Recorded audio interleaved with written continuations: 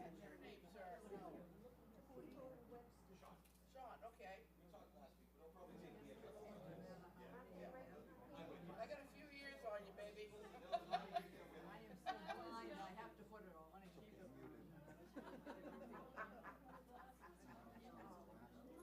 They're on your yeah. And nowadays the cell phone is key. Right.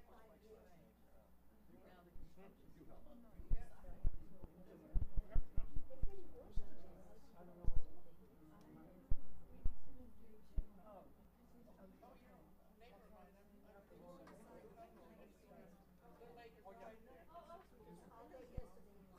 Neighbor of mine, little acres right there.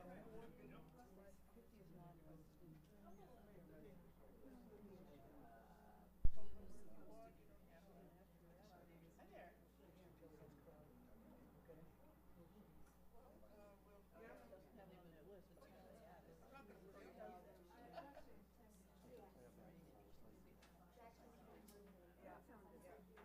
Welcome. Oh, yeah. I like stuff like that.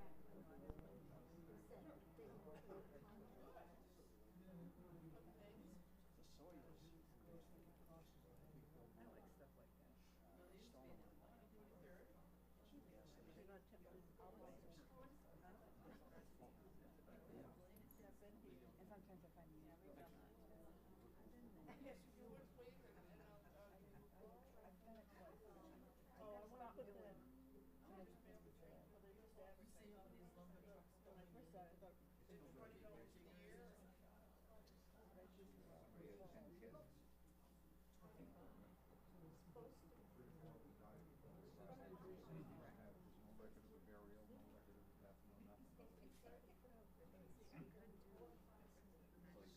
Tally?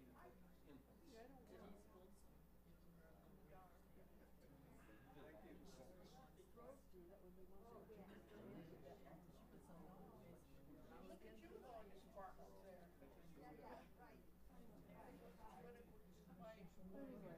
My granddaughter in Colorado, my daughter got her shirt that says "Great Lover's Favorite Colors."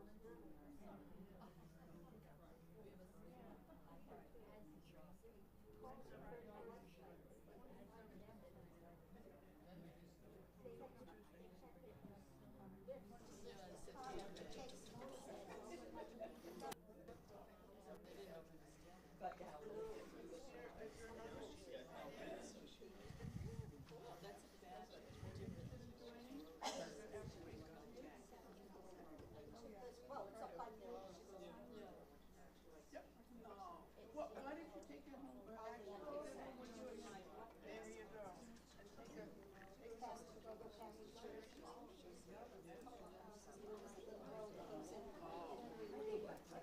we own 3 acres. oh yeah. A man came in, we were sitting outside.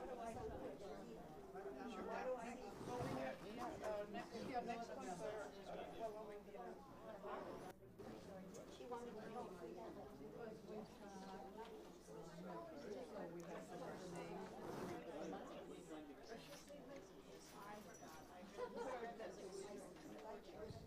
you know, I find that nowadays a lot of people don't carry money. They have a credit card, and we've got a machine that goes on the side of it. But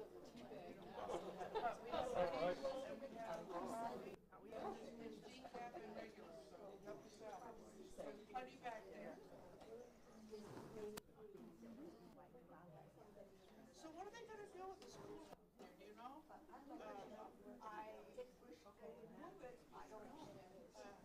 Yeah, well, being on the National Register, that was the whole problem with the whole thing. The register without, that told me and was government. yeah.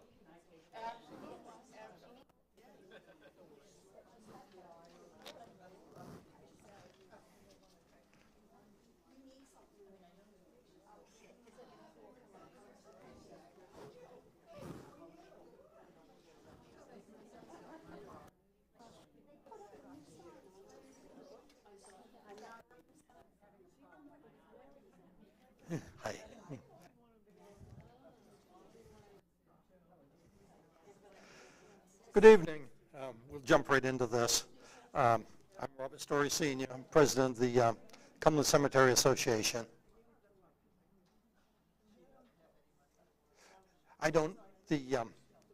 This isn't on. If you want to turn it on, we can turn it on if people can't hear me. Yep. Sean, would you go ahead and turn it on?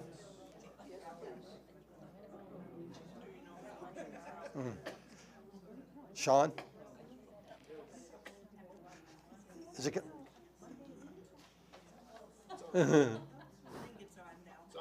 Okay, great. Thanks. I'm Robert Story Sr. Oh, I wasn't aware of this. We have to make it formal. Just two announcements real quick.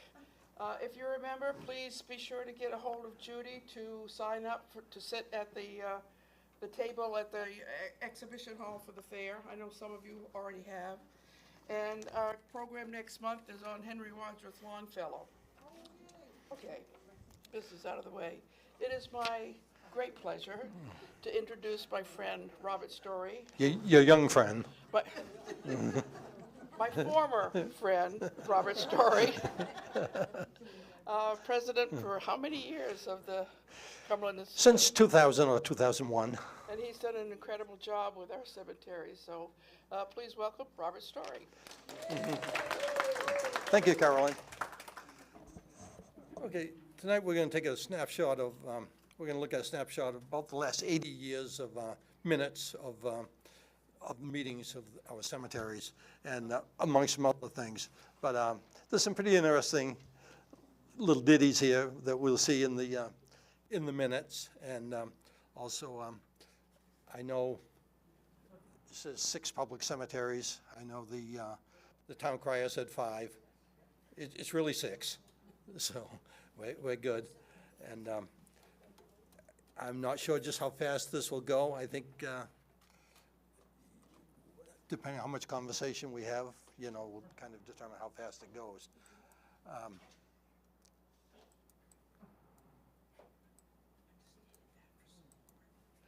Okay, this has a story with it. This is the register of the Cumberland Cemetery Association, which was formed in 1933. This book has always been in the possession of our secretary, our clerks over the years. And in about 2003, I guess 2004, we had a clerk who came over to my house and told me, he said, "I'm terribly sorry." He says, the bag with the book, he says, all the books, he says, I put at the bottom of the stairs, and the cleaning lady put it out with the recycle stuff. And so we thought that was the end of it. Several years later, he sold his house, brings stuff down from the attic. Luckily, the bag with the book and everything. And just about everything you're seeing here tonight would have been gone if that had really gone out to the cleaning lady. Anyhow, this stuff is all in possession of Thomas at the library now for safekeeping. And but Peter McKinney, who was our treasurer and secretary for quite a while, he compiled all these notes, put them in electronic format for us. And there's some of the stuff we're seeing will be his comments as well as what was actually written. So,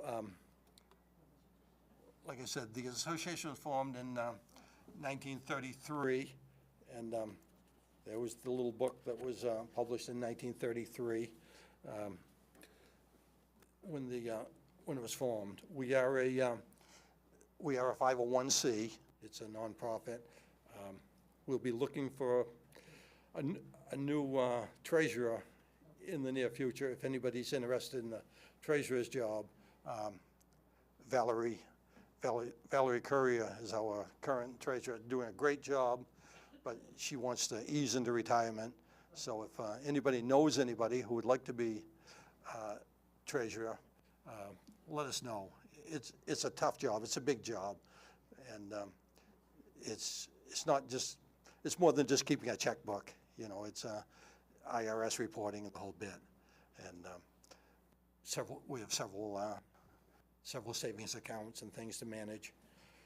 And also, my job is up for grabs when anybody's ready. We'll, you know, I'd like to ease out and ease somebody else in. I'm 76 years old, almost as old as Carolyn, but you know. Oh, she's gone.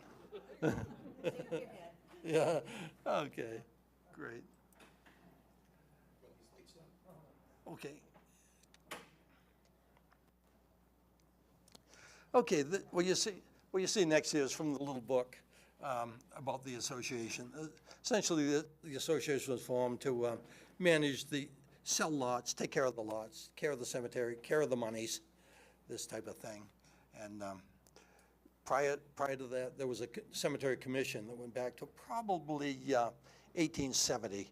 We can't find much on the commission. They would submit bills, huge bills, you know, sometimes $1.50, $2 to the to the town every year, get those paid. Yeah, and as near as I can tell, there's probably somebody associated with each cemetery that was on the commission. We had Shebig Island back then. We had Shebig Island till about 20 years ago, and so each island had somebody to look after it. Let me go back here, and no. Anyhow, in 1934, Gertrude Bragg made a presentation to the town, and telling about the association had been formed, and you know, it was up and running, and she also reported some. They didn't have much money back then. I think she said there was no money was raised by the town that year, so the town gave nothing. There was a little bit of money came forward from the commission, a little bit the town held, but they had some huge expenses that year. They had to buy a lawnmower and Sears for $8.43, and there's other things, labor, that type of thing that they had to pay, and over the years,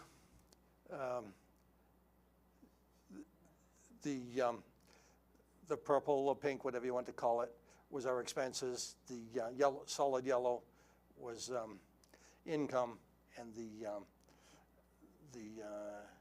little railroad train was town appropriation. We'll talk about in a little bit about buying land from Medley Watson from the front of in the front of Moorside Cemetery. You'll see that year our expenses went sky high, preparing the front of Moorside for new, you know, upgrading that, taking the trees out, the brush out, and that type of thing. And so, right after then, you know, down went the income and everything. And later, you see here, income was really low. That's the year we bought out Shebig Island. Shebig Island became its own town. It was our 7th cemetery, and then there was what they called the McCall Fund. The McCall Fund was $10,000 that was left the Cemetery Association by a lady named McCall, and it was for care of lots on Shebig Island. It was originally for a smaller portion of the cemetery, but eventually they opened the fund up where it was available for the whole cemetery. So anyhow, when we bought out Shebig in about 2006, 2007, there was a formula the town had for divvying up the assets between Cumberland and Shebig. We gave Shebig Island back the $10,000 from the McCall Fund, and we also gave them about 13%, I believe, of our assets. That was a number the town had. So we gave Shebig Island about $41,000 at the time to leave, which was I'm sure a nice little chunk of change for Big Island getting started, taking care of the cemeteries. And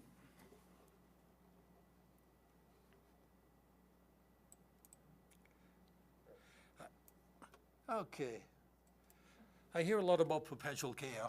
People tell me people have perpetual care. I'll probably be the first to tell you, I don't know what perpetual care is. And the state requires us to have a perpetual care fund. They tell us how it has to be funded. When we sell a lot, at least 30% of the price of the lot has to go to in the perpetual care fund.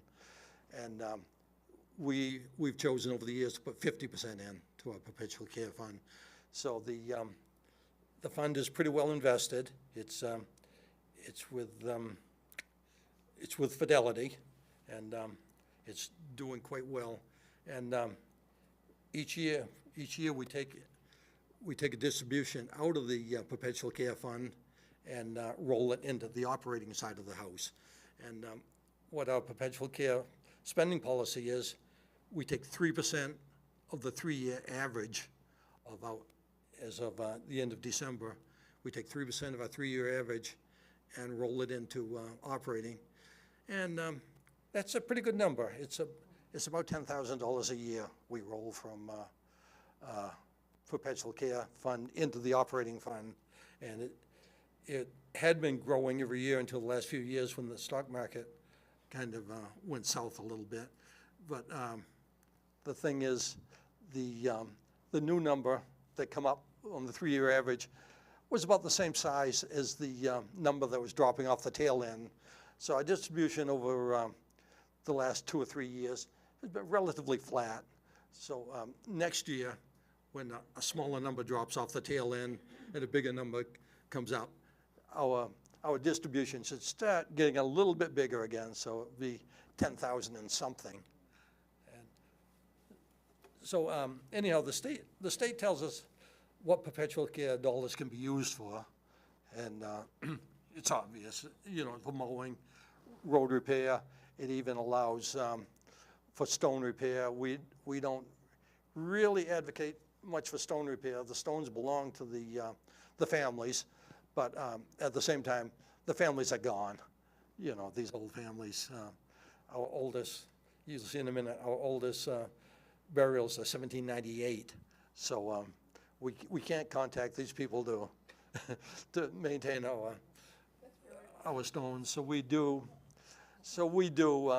dump some money into stone repair as allows, but we're more concerned with the mowing, which, as you know, this year has been terrible. I think we had 26 days of rain in June or something, and so our contractor, our maintenance contractor, he has 14 cemeteries in all his towns and everything, and recently they completed one cycle of mowing of all the cemeteries uninterrupted. It was the first time this year that hadn't been interrupted by rainstorms or whatever. So we're back on track at last to maintain these. And the cemeteries, I don't know how many of you have been in lately, but they've never looked better. They're nice and green this year, and well mowed, well trimmed right now. Okay. I don't know if you've all noticed these signs. A lot of our cemeteries didn't have signs in them. So I worked with Bill Shane, and I don't know if this was my design or not. I intended for it to be my design. Brian tells me somebody else has similar stones somewhere else. So these are set in, they're on a concrete base deep in the ground, and then they set on the concrete base, and then there's another 1.5 feet of concrete, and it's about a 2 foot by 4 foot. So these monuments are never going to move. We have them well anchored. So anyhow, the town actually funded all of these signs, which we can take care of the cemeteries, we can take care of the roads, we can take care of a few things, but occasionally we have bigger expenses, and Bill Shane's been great and the council about helping us out. So, Foreside, who's been in Foreside Cemetery? Okay. Foreside, if I should write a description on what a New England cemetery should look like, it'd be Foreside. You go in, the big old pine trees, the church, you go in the right time of the year, get a view of the ocean, you got a stone wall, you've got cedar fences, nice gravel road, old stones, new stones. It's a beautiful cemetery, and it's next to Moss Side. It's You should really go in at night when it's foggy. Then you get the At night when it's foggy. Did you see any ghosts? I'm not saying. Okay. Yeah. Okay. Moss Side, we placed that stone up kind of near the front. When you drive in, everyone gets to see the stone. And also, I didn't mention, but on the on each slide here, I put the 2 earliest burials. You can see Alvin Layton, Nancy Blanchard, and they date back to the 1830 area. Ferris, you've all seen the sign at Ferris, I'm sure. Right up there in the corner behind the Ferris sign is Abbey Shaw and Ozina, I guess, Harris. So, Question about the discrepancy in the dates there, with the earliest date being 1812 burial, but then was the cemetery established in 1830? oh, geez, you're not supposed to see that. We're not changing it. We've got better information now than I had at the time we had the signs made. When I did the query the other day of the oldest ones, I knew somebody would get me. Thank you. Okay. And again, Universalist Cemetery. I don't know. Universalist doesn't see much activity. We haven't had a burial there since I don't know when. We've got one coming up at some point for a Wilson, Brian Wilson, and but other than that, I don't know if we had a burial in 20 years, but we. There are rooms. The space is available. The space is available in all of our cemeteries except congregational. We don't sell in congregational. We have quite a few in the others, and in a minute we'll talk about how big these cemeteries are. The Cumberland, Morrison's Hill behind the church, just above Mill Road. Okay, and then our last cemetery is Methodist, and Methodist was, I did a little better on the date. I got about 1810, and first burial was 1811, so I did a little better. And okay, you ask where the cemeteries are. Methodist is up just across the turnpike by Clayton Copse area, Methodist Road. Universalist is Morrison's Hill, Ferris by the fairgrounds, Congregational right here in the center at the center, and Moss Side down Main Street, and then the Foreside right on the town line behind the church. And then there's a couple of private cemeteries in town. We don't really take care of the town private cemeteries. We're in no obligation to, and I will show you some slides where in I think 1956 or 65, maybe I got my numbers, that the association did dump some money into Allen Cemetery. For what reason? Nobody seems to know, but they had no obligation to, and they did it. I don't know if anybody knows the Butterworth family down on Middle Road, but Dale Butterworth wanted his own cemetery.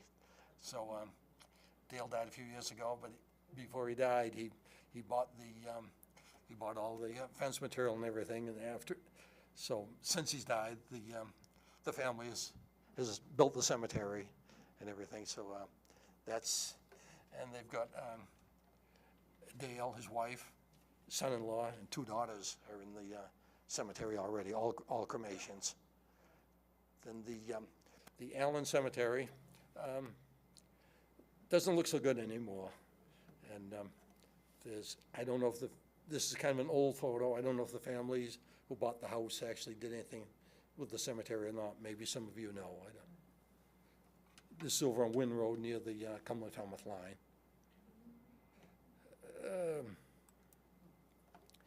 Here we have Methodist, an aerial view of Methodist in 1965. It's a pretty good shot. And in addition, if we get a chance, I think the minutes will show. But in addition to what you see inside the fence here, we own about 15 feet behind the fence, continue on towards the turnpike and back out towards Blackstrap. We own another 100 feet. So the trustees had a lot of foresight in our cemeteries. We have extra land for the future in Methodist, we have land for the future at Fortside, we have land for the future at Moss-side. And at the rate we're selling lots now, we're probably good for another 300 or 400 years. So probably somebody else will be president by then. Okay, I'll show you this one. You can't really see it, but here's a quick one of this congregational in the center here. But here's a little better one. I assume this must have been taken from the steeple at the church. It was, yeah. So Main Street, Greeley, everything looked different back then. Looks more like when Carolyn went to high school.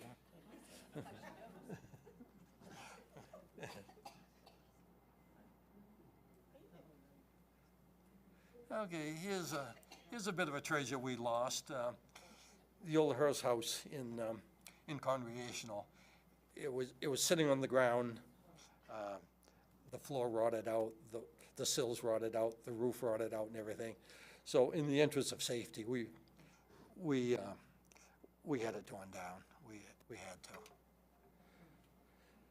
And here, I believe this belonged to the town of Cumberland at one point. Do you think, Carolyn?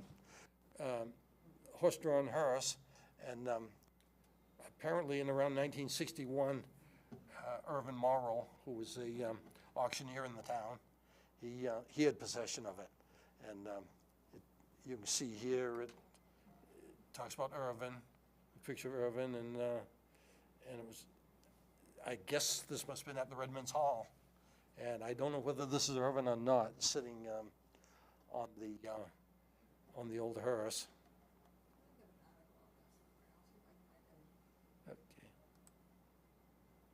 Okay, jumping into some historical notes here. This was 1934. This was kind of funny. They set a price for single lots of $15, double lots $25, and then non-residents was twice this much. And the problem was there was no defined, no standard lot. Lots might have been 3 spaces, burial spaces, 3 graves. They might have been 12. And I think you'll see in 1936, I think they discovered, they blew it. Yeah.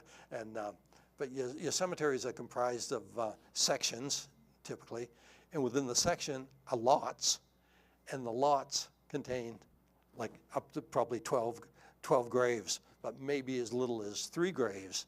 So you can see if you bought one with 3 graves, you're not getting much of a deal. If you're getting one with 12 graves, you're getting a better deal. And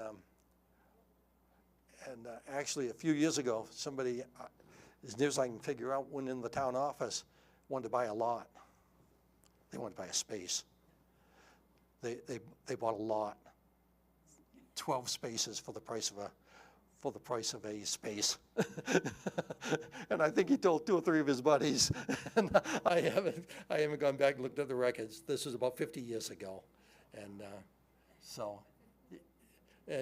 but we have a better handle on sales now, more controls in place. I'm the only person who sells lots, and everything's it's all managed in a computer and everything. There's no buying 12 spaces for the price of one. So yeah, so you snooze, you lose. Okay. 1935, the selectmen asked the town for $400 for the care of the cemeteries, and I don't really know if the town approved it or not. The town was historically a little stingy, but not anymore. With Bill Shane and the new council, things have changed. We're properly funded by the town. We do a lot more. We used to have to, 25 years ago, even the veterans' flags, we didn't have money to buy. The town had to buy them. But now we're able to buy the flags. We're able to maintain our own roads within the cemeteries. A lot of the major tree removal we fund, and occasionally we do ask the town to do a project or two. And this year, if the weather cooperates, we'll be upgrading the road in Farris Cemetery, which is a mess sometimes a year. It's pretty soft at times. And the other thing is we'll be going into Universalist on Morrison's Hill, and if anyone's tried driving into Universalist, you'll find you're driving over tree roots in the road like this high or whatever. So we're actually, instead of graveling the road, we're actually going to loam and seed right over the roots, and make so it can be mowed, well maintained, everything. So hopefully, if the loam piles dry out, that will get done this year. But loam is, it comes out of the dump truck more like concrete than like wet concrete.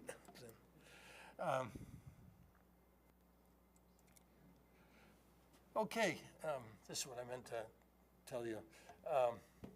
You can see in 1936, they went in and set prices for graves at $1.50 a grave.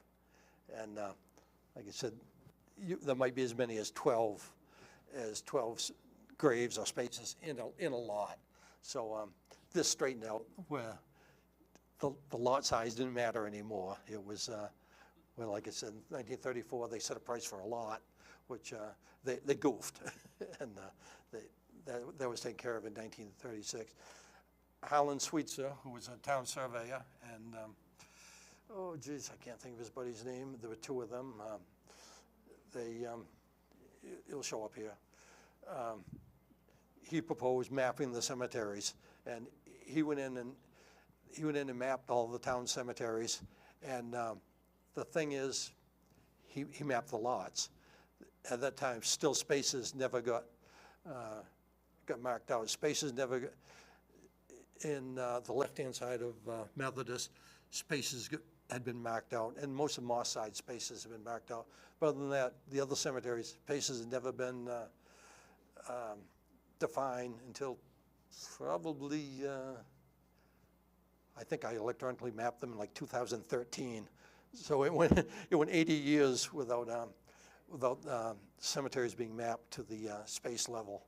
So finally, every cemetery now is mapped right down to the space. Who goes onto the web page? Anybody? Does anybody?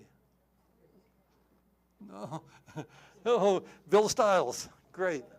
Okay. Yeah. Our website might be still a little clunky. We could improve a little bit on with modern technology on our mapping, but that doesn't seem to be enough interest to do it at this time, fund it. But at some point, we should be able to go in, and if you're looking for your ancestor, you should be able to go right to the map, go on the map, back, forth, whatever, which I can do on our management system, cemetery management system. But we don't have that technology out there on the web yet. But now we do have the occupants of the cemetery printed in the, on the town's website, and it will show they'll show the cemetery, the lot number, space number, the whole bit, and section number. So you'll be able to go right from, you'll take that information, you can go right to the map, and you can see on the map exactly where the person is you're looking for. And that's right at, you all have it right at your fingertips at home or on your iPhones or whatever. So if you're ever in the cemeteries looking for somebody, you can find the occupants list, and then you can find the map.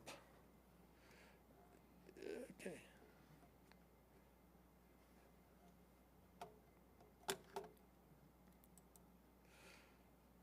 Okay. There's not much activity here in 1941, but by 1941, the cemeteries had $892 in assets, so things were happening. I won't tell you too much about what we have for assets, but I will tell you we'll end the year over 400,000 in the cemetery assets. I don't talk about money, where it is or anything, because guess what? We start getting bills. We start getting bills from people, please pay this invoice or whatever.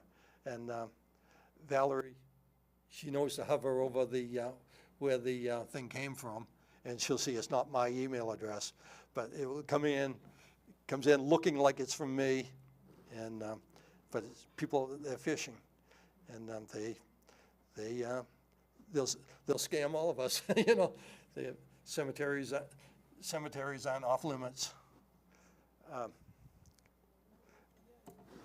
Since Bill's here, I'm going to talk about this for a minute. I don't know if anyone saw a news story this year about cemeteries. New law, the cemeteries had to have flag holders on veteran cemeteries. Nobody saw it besides me? You did? Okay. Bill, how long has the new law been out? I couldn't tell you. You guys funded these, the first batch, when you were on the council. Yeah, so, yeah, so probably 12, 14 years the new law come out, but we saw it on news this year, so I got a chuckle out of it. New law, they got some time on Channel 13, putting flag holders out. Okay. What did the new law say? Pardon me? And what did the new law say? That each veteran grave shall have a flag holder. And you shan't tamper with them. I haven't read the law. I think they get tampered with because I think some of them grow legs and yeah, and I put more out every year, and the town funded enough the first year to put one on every grave that needed one. A lot of them had plastic flag holders and everything back then. A lot of those plastic ones have been broken since by the lawnmower or just the wind blowing the flags, whatever. So we put these out we put more and more out every year. And 1946, the cemetery decided to buy more land. They wanted to look at the option of buying more land. So they approached Owen Farwell and Perry Brunell. And Perry, for you who've been in Moss Side, this land is actually in the woods behind the fence. Owen Farwell owned the right-hand half behind the fence. Perry Brunell owned the left-hand side, each comprising of about an acre. Owen gave the acre to the town and actually cleared it himself and everything. Perry Brunell, I don't think we know what Perry paid. It doesn't say in the deed, and it says $1, more or less, or whatever the language they used to use back then. But so we don't know what Perry paid. Another interesting thing that happened in 1950. They decided that there should be cement slabs put over caskets that didn't have a vault. And I think the way it was written, it made it sound like it was in place of the pine boxes, but the pine box still went in, and the slab went over it to avoid the casket rotting out and caving in. And we still spend a lot of money every year or every few years on sunken graves. The sunken graves will never go away, I don't think. It's here to stay. What do you do with sunken graves? Loam, more loam and grass seed. Yeah, we don't excavate. Yeah, just more loam. 1951, they asked the town for $75 to clear the land purchased from Perry Bonnell, and they also purchased a corporate seal and voted to increase the treasurer's pay to $25. Like I said, we are looking for a new treasurer, so we pay big bucks.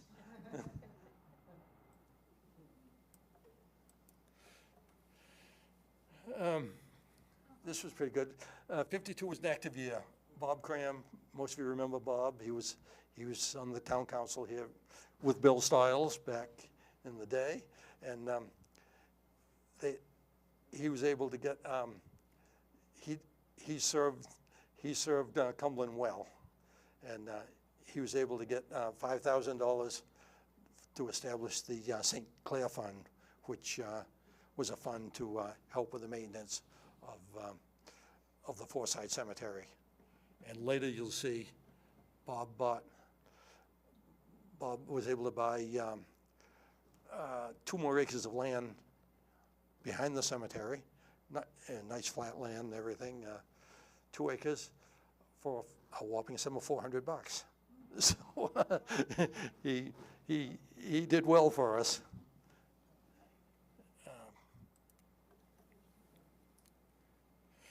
Okay, apparently, I don't know how many, probably Sally Merrill might remember this. Do you remember a vault at Moss Side? A vault? For Carol remembers, yeah? Yeah, I don't remember this, but there was a vault, apparently. They put the bodies. When you went in the main road, there was a water faucet, and the vault was right near where the blood. Yeah, so apparently there was a vault where they would store the bodies until spring, and they asked the town for $475 to repair the vault, and the town says, good idea, but you can pay for it yourself.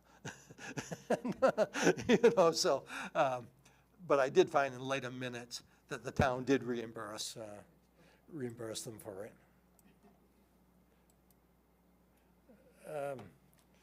1955, president's stipend went up to $50. We're in a roll there, and the treasurer and clerk would still get $25. And they wanted to buy a sod lifter. I don't know what a sod lifter is. I guess it must have been to remove the sod before the graves were dug, and then they could put the sod back down afterwards. And this is a biggie here. In 1956, they wanted to buy a wheelbarrow with pneumatic tires. Move it along, And I didn't know wheelbarrows had tires back then. I thought they only had one, but they must have had one with 2. This is about 1957. They voted to pay Glendon Doan and Lee White $1.25 an hour, and the improvement fund had grown at this point to $2,300. I forget what it was before, and anyhow, there's a lot of change in the guard here, and this is important here. After the meeting, ice cream and cake were served by the ladies. So, ladies, we meet every April. So, we all like ice cream and cake. Okay. Okay, the 1958, this is what I jumped ahead to a minute ago. Bob Cram was able to get 2 more acres of land behind Forsyth Cemetery, 2 acres. And it's about 104 feet by 800 feet. It's a long piece that goes way back in the woods. And so Forsyth has land, like I said, for several hundred years at least. The way, pardon me? We probably, there's a field that's cleared that's probably the first 200 feet. So we sold lots back about 18 spaces times 4 feet. So we've sold spaces for about 72 feet out of the 800. So we have a long ways to go. And Coast Guard guy's buried? pardon me? The Coast Guard guy and his wife, are they buried in the new acreage? The Coast Guard guy is, no, he's not. He's buried near the back of the old section. I forget his name. Not McDonald, is it? Donaldson. Yeah. Why are you interested in Donaldson? They used to be my neighbors when I was a kid. Oh, no kidding. When I was a kid. Yeah. Okay. 1960, they authorized president to buy lawnmower and rakes if needed. Ines Blanchard, who was, you'll see in a little bit what she did for the association, but she donated the money to put the fence at Methodist Cemetery, and it said a plaque would be placed in her memory. Have you ever seen the plaque, Brian? I haven't seen the plaque. Yeah, so maybe we owe Inez a plaque. You know, so. Okay. Okay, 1964, I talked about this a little bit. Monumental year for Shebig Island. Mrs. McCall of Pennsylvania bequeathed $10,000 for the care of the cemetery where the McCall family relatives are buried. And later, it got expanded to allow those dollars to be used for the entire Shebig Cemetery. And like I said, in 2006, was it? 2007, that Shebig broke away from Cumberland. The association gave the 10,000 back, as well as a percentage of everything else we had in assets. And here it says it was voted to start clearing away trees for Allen Cemetery and straightening stones. Peter wrote, this is the first reference to another cemetery. To my knowledge, we've never spent money on a private cemetery before or after, and I don't know why this was done. And the people the homeowners a few years ago approached us. I think there was some discussion on the town taking ownership of the cemetery, but that fell through. And as I understand the reason it fell through, they had exactly 4 acres of land, which meant they had it was dividable into 2 lots. And if they gave that little piece of land for the cemetery, the land was no longer able to be divided. So does that ring a bell with you, Bill?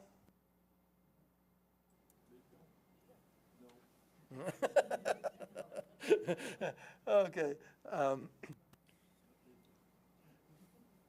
Okay, and then 1965, Lee White described what he did over to Allen. He added loam, seeded, straightened monuments, and installed a white picket fence. He said the fence can easily be seen from the road. Then this was kind of funny. The trustees authorized $500 for the fence if we can find a fence in keeping with the old cemetery. Well, the price came at $3,000, so the fence was out of the question. And then but he could fix the present fence for $1,500. And the trustees didn't really want the fence fixed. They thought that was impractical and subject to vandalism. Some of the old cemetery notes will show that the children used to break the points off the fence. So those children, you have to watch them. And anyhow, the fence wasn't repaired. And what they eventually decided to do was put the chain up, the chain link fence, which I don't think that was in keeping with the old cemetery either. And I don't know if anyone's noticed what's happening now in the center, but some big old trees are gone. Trees, that big old ugly spruce tree that should have been taken down in 1965, you know, but it still was standing, a big oak tree. And well, what's happening, the chain link fence is coming out. The sidewalk will be cut back to where the fence is now, and there'll be about an 18-inch high granite curb along the whole cemetery. And the sidewalk will go back to the curb. And this will set the stage later if somebody wants to come and dump $500,000 into a nice wrought iron fence. It'll look great up here with this, the Wilsons are donating? The Wilson girls, all right. Yeah. So, but anyhow, come next Memorial Day, I vision a nice wide sidewalk for people to walk on, families sitting on this 18-inch high granite curbing, watching the parade go by. You know, I think it's going to be a nice enhancement. And we're lucky that I discussed my vision with Bill Shane and Chris Boldick at the same time this PAC money was coming in from Pullen Area Council of Government to do the sidewalk improvement. So to my knowledge, it's not costing the cemetery or the town a dime for what you're seeing happening, not directly a dime anyway, you know. In 65, wanted to purchase a lawnmower for the center, authorized purchase of rakes and clippers, raise the treasurer's pay up to 100. Any takers yet? And hourly rate for work is $1.50. That's where I am right now. And suggest buying a lawnmower for Big Island to avoid rental fees. And each cemetery pretty much had its own superintendent, and he'd be getting $25 an hour. And this is where they learned the McCall Fund would no longer be restricted just to the McCall family burial sites. It was, they could use it for the whole cemetery. It's something the McCall family did, some kind of release. McCall did a release on it, yeah. Whether it was built into the original thing for so many years, I don't know what it said. And this is what I told you where Methodist Cemetery I showed you in the slide way back, where they bought some of the stuff is 15 or 16 feet behind the cemetery and 100 feet towards the turnpike. And they bought that from, would you believe, a Wilson. Henry Wilson. Yeah. I found that actually. You found the deed? Yeah. I have it at home somewhere. I have too much stuff at home somewhere. Okay, in 1969, we were still a members organization, which meant to be a member of the association, you had to sign a book. The book that was the cleaning lady put on the recycle bin that turned out to be in the attic. So, for a quorum, you needed 7 people to show up at these meetings, and there were only 6. But it appears they still did some business, and the president was to get $50. Any takers yet on the treasurer's job? $150. And here, here, they talked about, again, fixing the fence. And everybody knew Helva Merrill, I'm sure. And Helva says, you know, we're not dumping any money in it until the town stops plowing snow into it, ruining the fence. And I didn't know about this.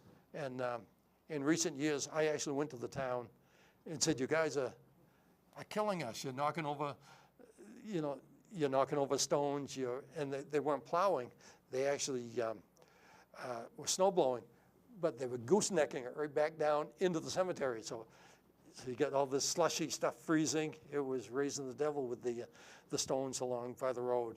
And so since they've raised the chute up, so they spread the snow throughout the cemetery, and so finally the problem is gone away.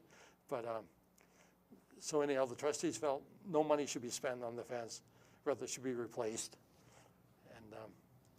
And they voted to put the fence along the backside of Moorside Cemetery with an opening for people to walk through. And that's pretty well traveled. I don't know, any of you walk the woods behind Moorside? It's a nice little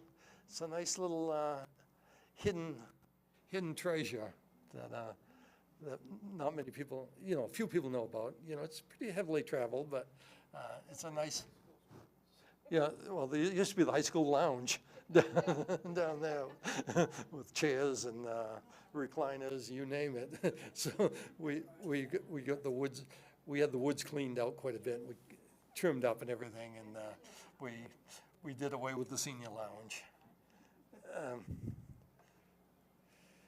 In 1969, Helva was finally elected to be the president.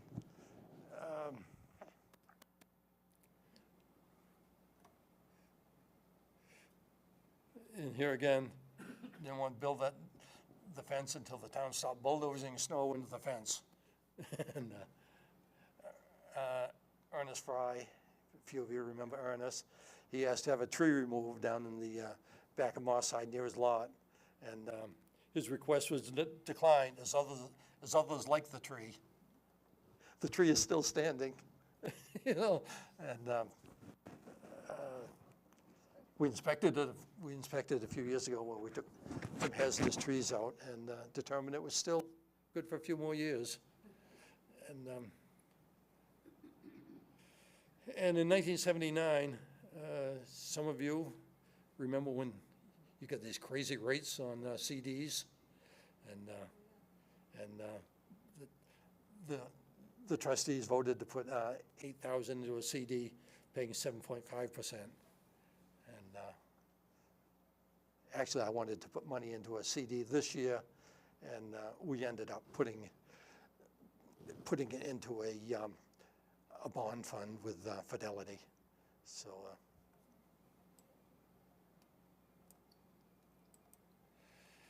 Okay, here we go. Any takers for the president's job yet? up to 300. So 1978, the president's salary got raised to 300. Hourly rate would be $265. Maximum would be $4. And the association would pay for the person going to the Maine Cemetery Association, which I try to attend every year, and we learn a lot from it. And you know, we're actually probably league leaders right now in municipal cemetery maintenance and mapping, database, the whole bit. But it took years to get to where we are. And so President Treasurer went to $500, Secretary $100, and then custodians of the various cemeteries, which we don't have anymore, $125 each. And Forsyth Universalists, they got an increase. And 1986, the meeting was at the firehouse, and Rich and Diane Calder, for you remember Milt Coulter, the policeman. Rich and Diane were his parents. Donna Damon attended, and Blanchard Bates from the island. And that's the time they took the sign from the, apparently from the back of Moss Side, back where the entrance is in the old section. They moved the sign out to the road. And 24 stones got knocked off their bases one noon. Where were you in 1986, Carolyn? And the smaller stones were reset by association people with the tractor, and the town crews to the bigger ones. 1987, President Treasurer, 750. No, Mike? Any hands? Okay. Superintendents, which we only have one superintendent now, and the superintendent is actually our maintenance contractor. And you'll see in a few minutes, in 1997 is when we took on Stilke as a contractor, and we paid Stilke $19,000 in 1997, and this year we paid $36,000. So we've done okay, I think, on holding the line on maintenance cost. But apparently not paying enough for treasury yet. Okay, this is where it gets good. Who remembers Medley Watson, Bill? Okay, Medley owned the land. Medley owned the land in front of the cemetery where, you're smiling too, Sally. Medley owned the land in front where the Veterans Monument is, the new section of the cemetery. And he wanted to sell it to the town for $65,000, but offered it to the town for $55,000. And the president replied, it was out of the question. The town had appraised for $46,200. So we almost lost out there, but the story gets better. In about 1992, the association contracted with Larry Lathrop, who started up a suburban lawn care business, and he did the cemeteries except for Forsyth. And does anybody know why he didn't do Forsyth? Bob Graham told him stay out of Forsyth. So Bob Graham says wouldn't even allow Larry to. And Larry was president. He was president. I don't know if he was president at that time, but Bob Graham would not let him into the cemetery for some reason. And so in 1992, Medley offered the land now $65,000 with a promise to return $15,000 to the association. And Phil Chase went and talked to Bob Benson, who was the town manager. Bob was a little more difficult to deal with than Bill Shane is. And Bob thought it was a good idea to buy it. However, the association should buy it. And the association doesn't buy cemeteries. The town owns the cemeteries where we just take care of the things. And so this went back and forth. And so eventually, the council, were you on the council at the time, Bill? Agreed? Yeah, agreed to fund the purchase, to lend the association the money. But no terms were discussed on paying it back. And I don't think the association had any intent to pay it back. And so this went round and round, and so 1994, Mark Brainerd became a trustee, Ray Seekins resigned. Here's what the association looked like in 1996. Herb Foster, Larry Lathrop, and Bud Stratton, Mark Brainerd, myself, Diane Calder, and Peter McKinney. And In 1997, we raised the price of a burial space or a grave or a lot, which, not a lot, a grave or a space, to $400. And here's where I said, still could get the contract for $19,000. He's, the funds back then were with Merrill Lynch. Merrill Lynch, I don't know just what, I can't recall it all, but this is time some of these companies and everything were defaulting on their loans, their money and everything.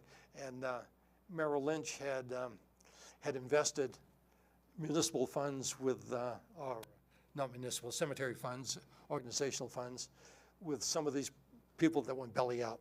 And Merrill Lynch ultimately got sued for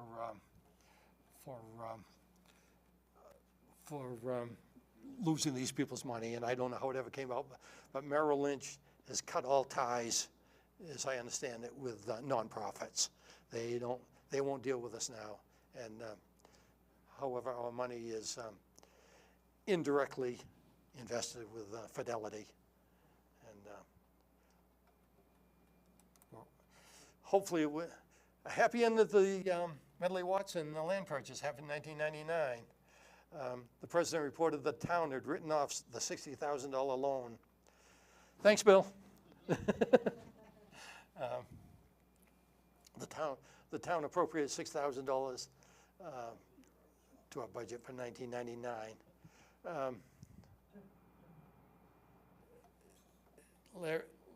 In 2000, Larry Lathrop decided he would not run for re-election as president or as a trustee.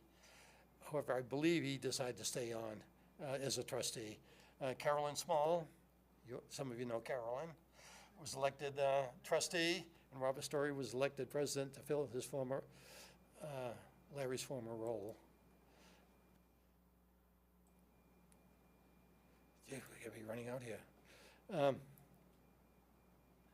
The trustees met twice in 2011 to adopt new rules and regulations. At that time, like I said, we'd been a members organization. We'd been a members organization all those years, but now we've restructured, and we're, I believe it's called a perpetuating board, and no longer a members thing. We allow up as little as 5 trustees, up to 15 trustees. So if anybody is interested in becoming a trustee before they become a treasurer, you know, we're always ready to take on more trustees.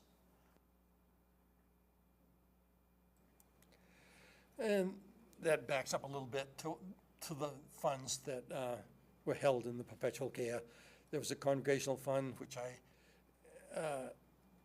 McCall and St. Clair, those are the only two I know where the money came from. Methodist probably came from a Wilson. Take credit. Yeah. Okay. Yeah. So there's what the town had, and so that's the end of my historical notes. I know it covered a lot. I could have done. This was only a thumbnail of the notes we had. There's so many notes that I could do this presentation every day for a month. And backing up here, this is back to 1933. We look at Alfred Doughty was president forever. Went on to Wilford Strout, Lee White, Helva Merrill. After Helva, Margaret took over, and then Larry took over for a few years. But if the truth is known, I believe you'd find that Bob Benson drove Larry Lathrop out, and they did not. And Benson wanted his money for Medley Watson's lot, and then I became president in 2000, and my spreadsheet goes up to 2014. Looking at years served here, Alfred Doughty served 24 years as president. David Moody served 21 years as treasurer.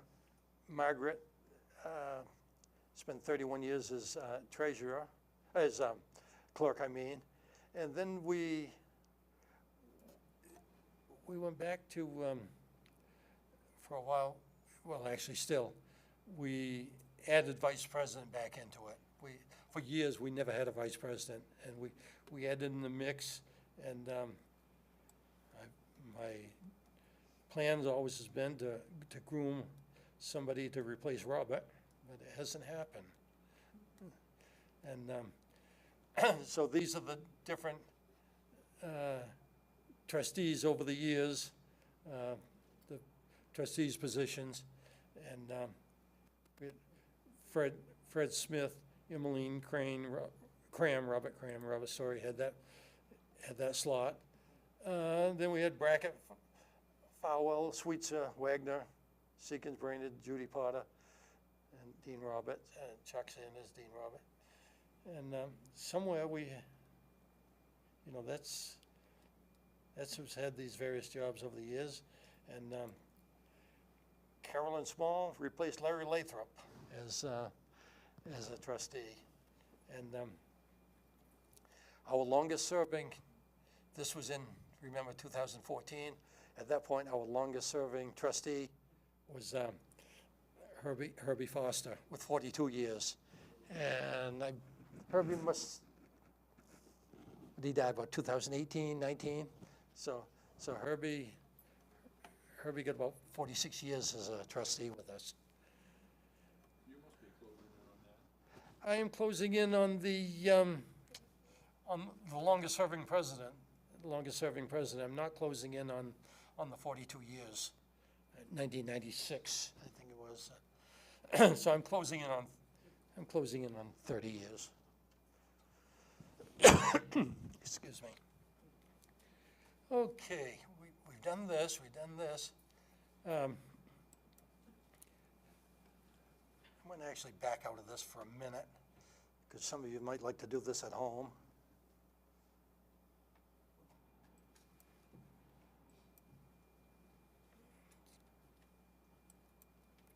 You leaving us? Leaving now. Okay, let's see if I get out. A few years ago, I thought it'd be kind of cool to do a genealogy of the occupants of our cemeteries.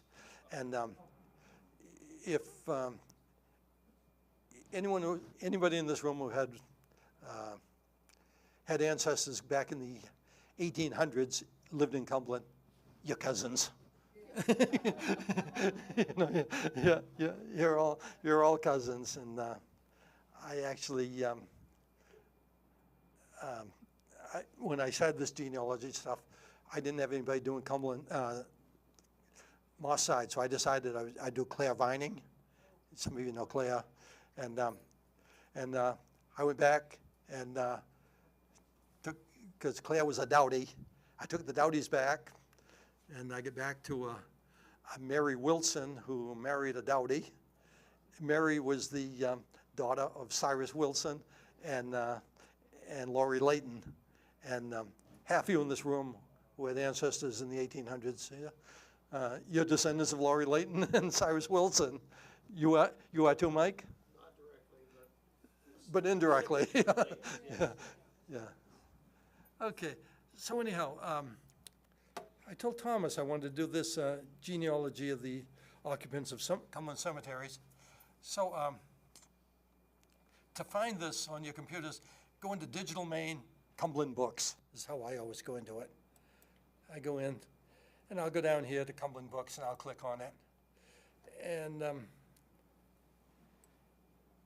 I scroll down here, and I see this monument here that I click on. And I go in here, and I download.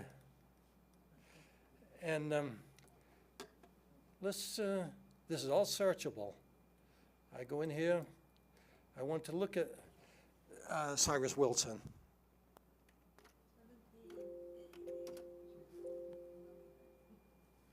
No, it's not me.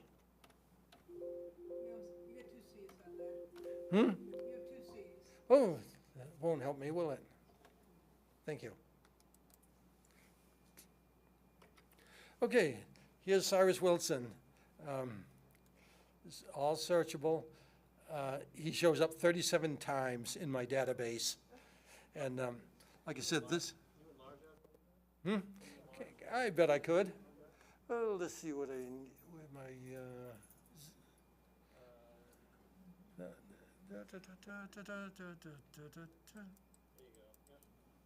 Okay. Yeah. So anyhow, we have Cyrus. What did I do? I went off the. Click on the doc, scroll your mouse. Click on what? Just click on the document, roll your mouse wheel. Come show me, Mike.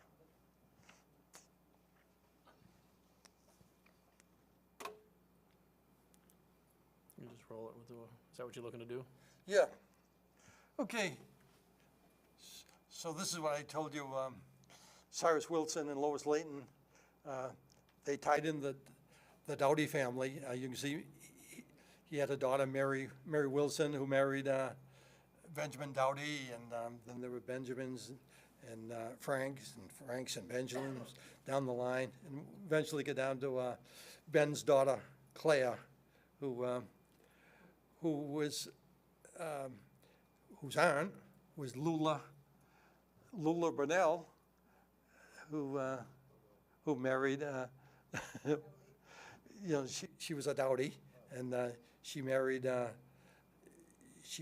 Perry Burnell, and so the Burnells and the whole town kind of what I've done is kind of ties the whole town together. Doesn't And- Claire also have a connection with that private, the Allen Cemetery on Wynn Road? Claire's mother was an Allen, yes, yeah, Ruth Allen. And yes, so that's the connection. And so a lot of her ancestors and family are buried in the Allen Cemetery. I thought you were gonna go end up with Miss Purnell from. Actually, I can show you my genealogy, how I'm related to Miss Purnell. I want to give a sentence. So Cyrus Wilson built our house in 1812, and the seventh generation lives in our house now, and then, on Mill Road. And then the Sweetser house was also built about 1812, and the seventh generation lives in that house.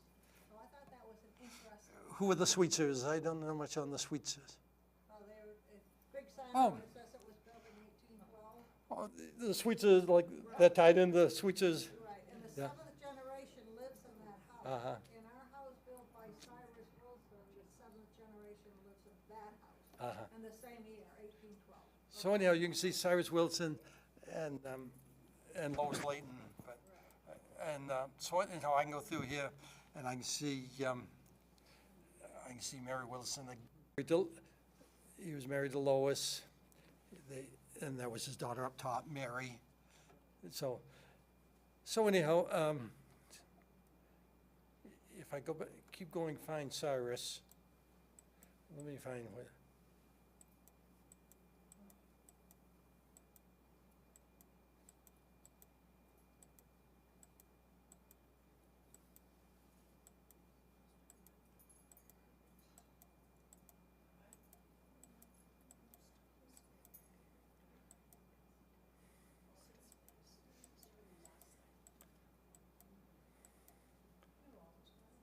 Oh, jeepers. I was hoping to find. I'm not finding Cyrus as the occupant. Okay, so that's what I've got tonight. And I have a story on Cornelius. you have a story on Cornelius? Yeah, I see Cornelius. So he was coming home from Snell's house in West Falmouth on his horse and buggy,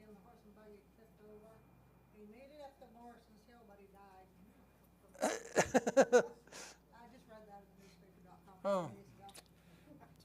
And the whole town, West Cumberland was there and all. He should have stayed at the bottom of the hill. I know. Yeah. Okay, any questions or comments? I have a question. Yeah, All night long you've been talking about this salary for a treasurer. But you haven't told us what it involves. okay, the treasurer, we have a couple accounts. We have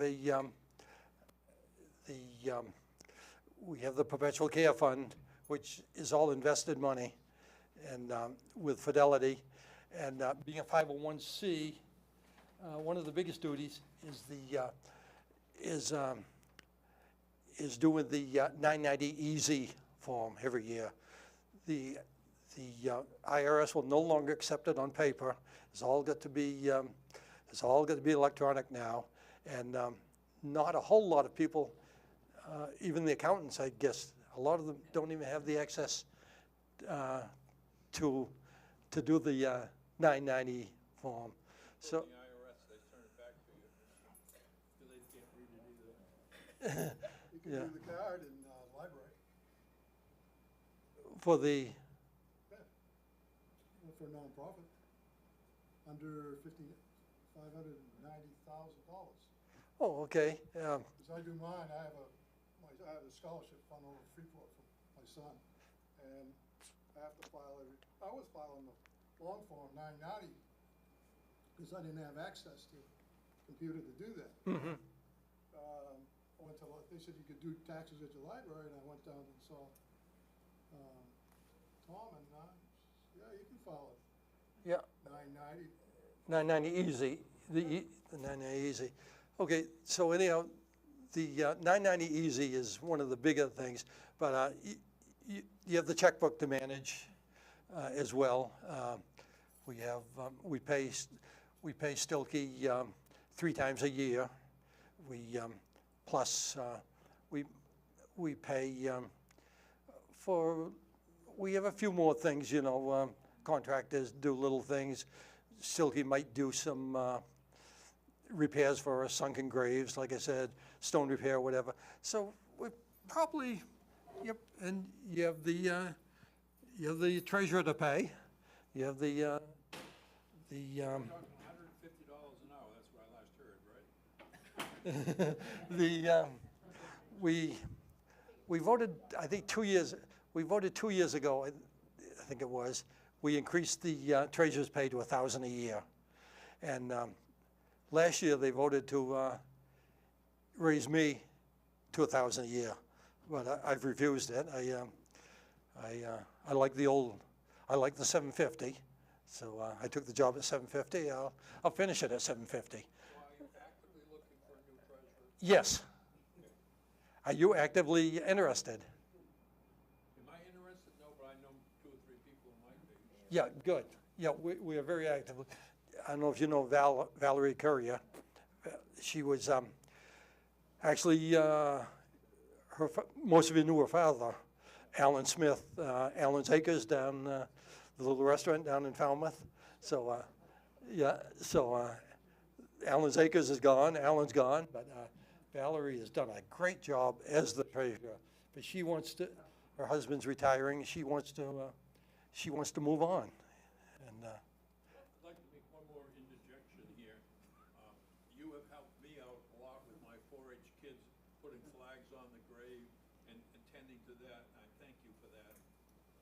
And all of the different things that I've looked at from the cemetery, you've been a great help. But I need the help from more people now. I'm trying to isolate Masons that were buried in the Cumberland Cemeteries. So if anybody knows of a Mason that was buried in Cumberland Cemeteries, I would appreciate them forwarding the name to me. What are we gonna do? We're gonna put plaques on their graves and put flags on their graves too, but we gotta know who they are. do we have any Masons? Do we, right above, in Ferris, right above LeGros, are the Masons? I'm thinking. Masonic. I thought you meant the family. I think, yeah, I know of one, yeah, I know of one. Yeah. Obviously Highland Story was one, yeah. maybe other stories or is it one, but that is not deceased yet. So I'm looking for. There's two deceased. Family relatives who are deceased, and I'm working on a list to try and generate as many as I can get. Thank you. Okay, your brother-in-law, Bill, your sister-in-law, actually, oh,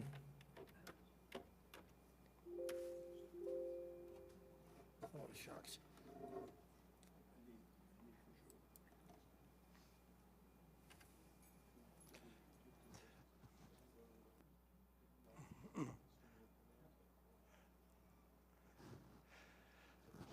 Here's some information, Bill, your sister-in-law provided me on the Hanson family, of your wife's family, of Joyce's family.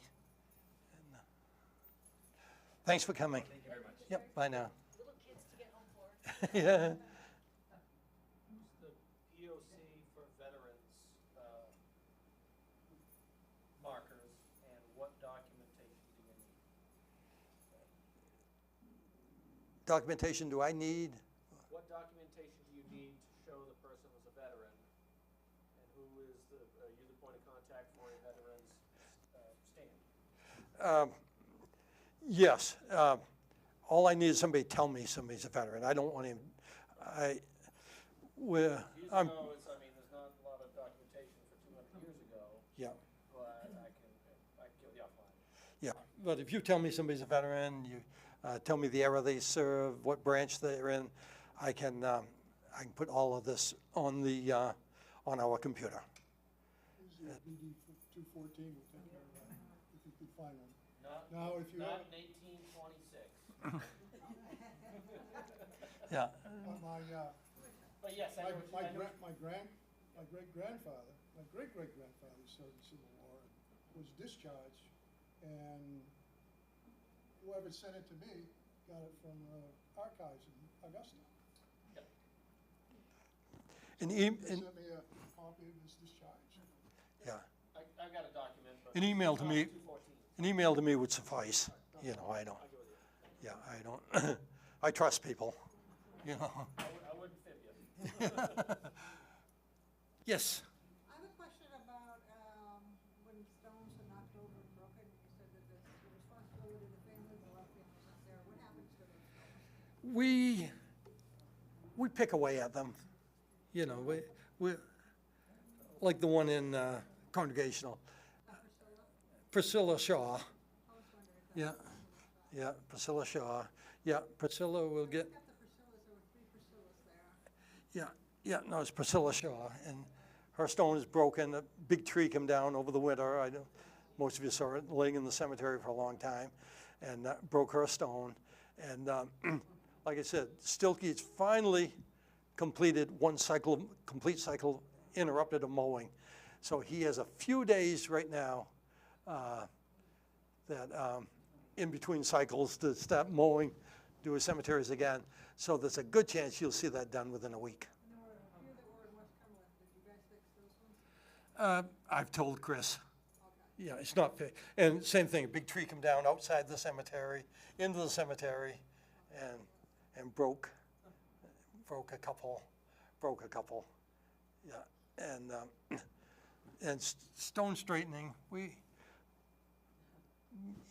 could do better, but after COVID, people lost their help. You know, nobody. What's it typically cost to fix the stone if it's like broken in half to fix it and straighten it? What's it? It's not much. I don't know what he charges.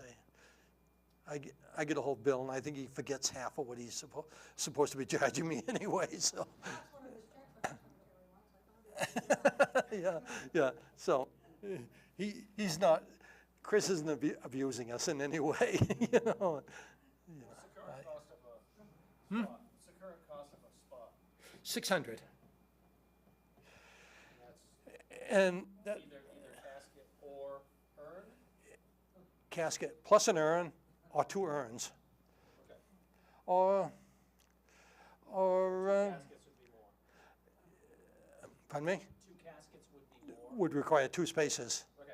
Yeah, And there's a possibility of a parent and an infant, both in caskets in one space. If that fits, it's allowable. It's all depends on what the vault's We had an ancestor's grave lot that had like 12 lots, and there were 5 lots. Do you have to get all of the signatures of all the descendants?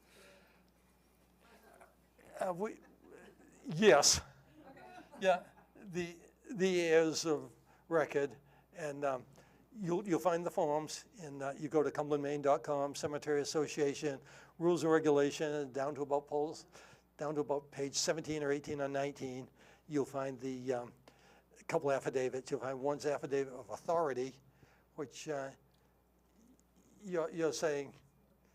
I've asked all these people, and they don't object to me being buried here, you know, and we don't charge you anything. 30, if you have 29 out of 30, would you allow that? It has to be every single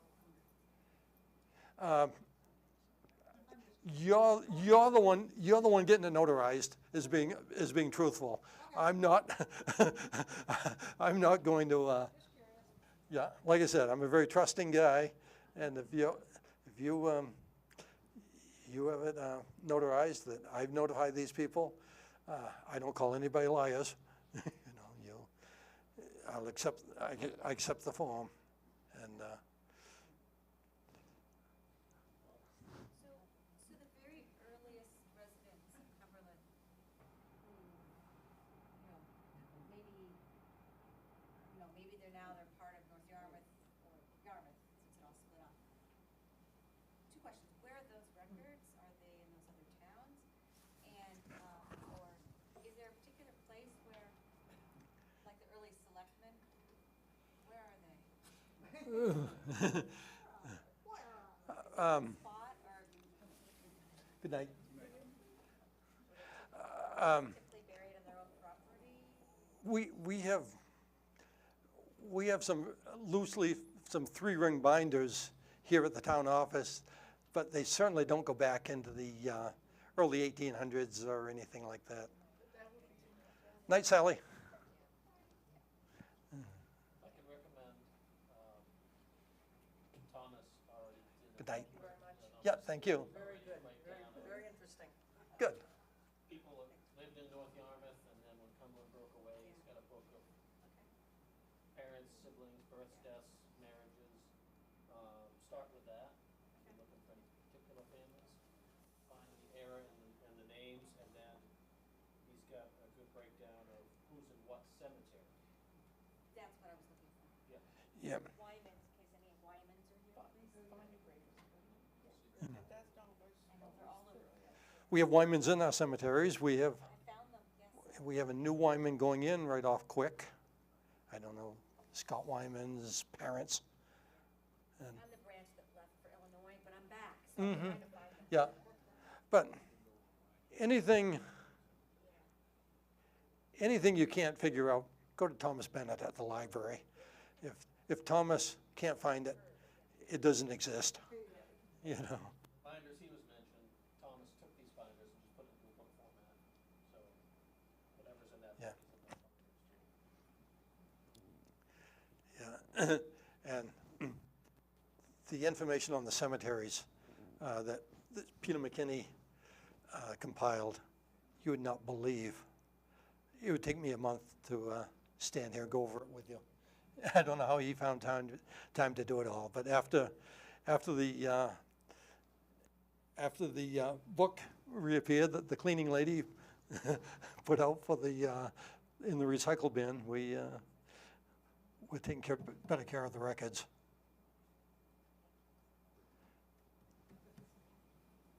Thank you very much, Robert. That was fascinating. We have a little gift for you here. Oh, wowee. And if you don't like the color, we've got other colors. All right. I have the other color. You have the, oh, you have, okay. I have the other color, so this is perfect. Thank you. Would you rather have the mugs? Do you have the mugs? I'd rather have the hat. Okay, Yeah. okay, very Yeah. good, very Yeah. good. Thank you very much. There was still Good in the night. back, help yourself. Thank so you. much. That was great. Yeah. And Carol went to Greeley Institute. She did not go to Greeley High School, Yeah, it was still the Institute, as well as Carol yeah, and Robert. yeah.